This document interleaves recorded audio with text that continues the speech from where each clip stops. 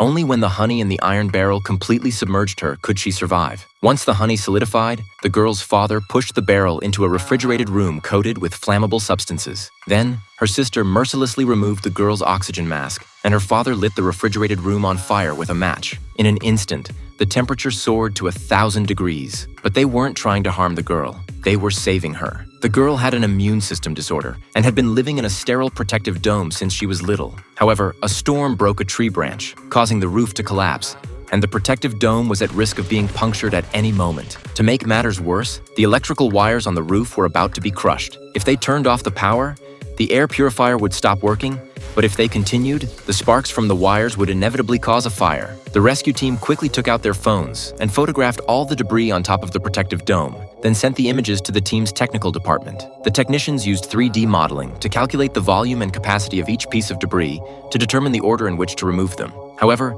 this was just a theoretical analysis. In practice, they had to be extremely careful. One tiny mistake would cause all the debris to fall and crush the fragile protective dome. It took a full 10 minutes for them to painstakingly remove the first branch, and by then, a strong wind had picked up, causing the pile of debris to sink a little, crushing the electrical wires. At this point, sparks were already splashing onto the protective dome, and the rescue team could no longer afford to be cautious. They had to get the girl out first. They quickly found a protective suit and an oxygen mask, and thoroughly disinfected them with ethylene oxide before giving them to the girl to put on. This was the first time in 18 years that the girl had stepped out of the protective dome, but she was not out of danger yet. The ethylene oxide caused the girl to have an allergic reaction, and pimples quickly appeared on her face. If she didn't take off the protective suit, she wouldn't survive for long. So they bought a barrel of honey from a nearby farm. Honey is sterile, and soaking in it could temporarily keep her out of danger. Because time was of the essence, they could only hastily construct a makeshift greenhouse,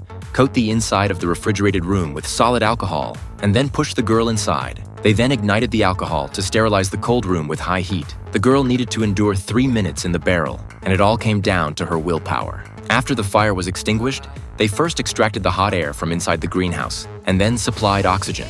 Now they could only pray that the girl could break through the solidified honey and climb out on her own. Finally, amidst her sister's repeated calls, the girl successfully emerged from the barrel.